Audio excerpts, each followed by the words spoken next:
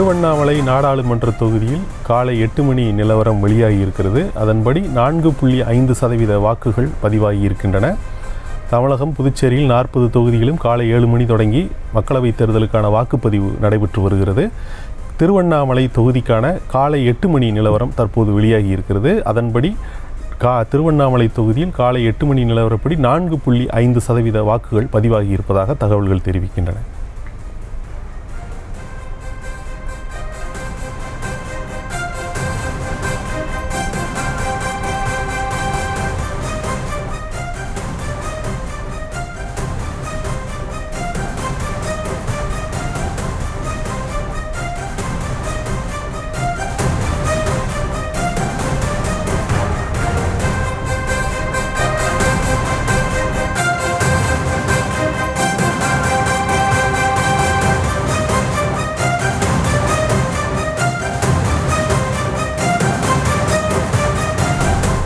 இதேபோல ஆரணி தொகுதியில் 4% வாக்குகள் பதிவாகி இருக்கின்றன. ஆரணி நாடாளுமன்ற தொகுதியில் காலை 8 மணி நிலவரப்படி 4% வாக்குகள் பதிவாகி இருக்கின்றன. தமிழகம், புதுச்சேரியில் 40 தொகுதிகளிலும் மக்களவைத் தேர்தலுக்கான வாக்குப்பதிவு நடைபெற்று வருகிறது. காலை 7 மணிக்கு தொடங்கி அந்த வாக்குப்பதிவு நடைபெற்று வருகிறது.